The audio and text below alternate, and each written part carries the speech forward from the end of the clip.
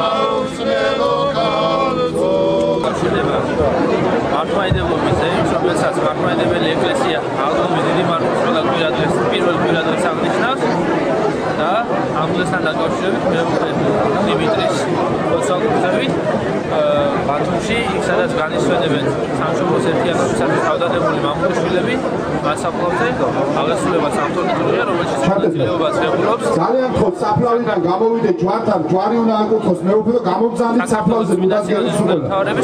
ძალიან ხო გამომწეთ საფლავიდან. საუნდელოება და მრევლი. როგორც ხედავთ, მიუხედავად ცუდი ამისა, მრევლი ძალიან მრავლად არის. ძალიან ბევრი ცუდი ამინისა და გზის გამო ვერ ჩამოვიდა, რომლებიც სხვადასხვა პარტიებიდან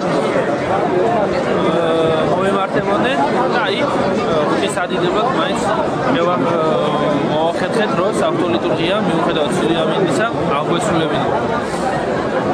საღვთო ლიტურგია ეს ყველაზე დიდი საიდუმლოება და სამსახურება, რომელიც ეს ჩვენი სამშობლოს ერთიანობისა და დედა ეკლესიის სადიდებლად აღვასრულეთ, რათა ხალხმა დედა ეკლესიის ლოცვით წარდენოს ყოველი მტერი და ბრძოლი ჩვენი სამშობლოსა. ეს გახლავთ დიდი რელიგიური დღესასწაული, მართლმადიდებლობის ზეიმი და ამავე დროს დღევანდელ დღეს საზეიმო წირვა ლოცვა ტარდება ღიაცის ქვეშ. ეს არის თავისთავად ძალიან დიდი მოვლენა. მეუფე დიმიტრის ლოცვა-კურთხევით ჩვენ ჩამოვედით თბილისიდან. ძალიან ბევრი ადამიანი საქართველოს სხვადასხვა ქალაქებიდან არის ჩამოსული და უერთდებით საყოველთაო ზეიმს მართლმადიდებლობისა და ამავე დროს დღეს იკურთხება ჯვარი პატიოსანი იმ ადგილას, სადაც დასაფლავებულნი არიან ჩვენი გმირი მეომრები, რომლებიც გიორგი მაზნიაშვილის მეთაურობით იცავდნენ სამშობლოს დამპყრობლისაგან, რომლის დიდების ნაშთიც აჭარის ტერიტორიაზე საკმაოდ უხვად არის, მათი კულტურის ძეგლებიც უხვად არის და ერთ-ერთი ძეგლი, რომელიც აღდგენის თაობაზე საქართველოს მთავრობასა და თურქეთის მთავრობას შორის გარკვეული მოლაპარაკებები მიმდინარეობდა.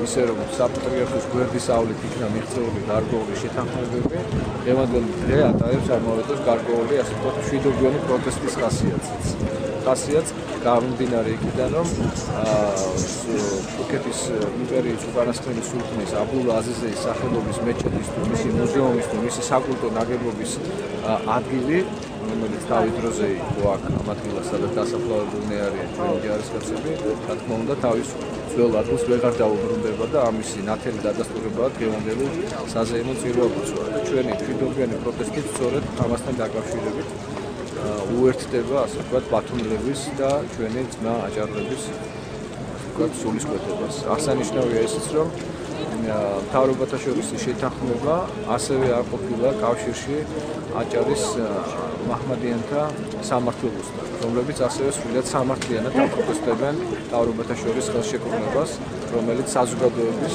ხალხის და მოქალაქეების ნებისმიერიავლით არის მიღებული.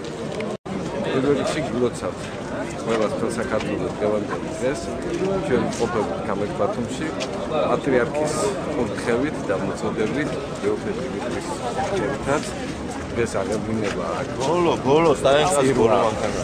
აქტებთან ისობის ახსენებლად და მოწოდებების პატრიარქის რომ ჩაუგანებო, ვისაც არ შესაძლებლობა და დასწრებოდა აი ამ მსახურებებზე ჩვენი ჯგუფი ჩამოვედით მიუხედავად უამრავისა, აქ უამრავი ხალხი არის, დიდება უფალს, ბებედროთ და უფალს შემწეობის საქმეს და ბოროტებასთან ბრძოლაში შეწევისათვის.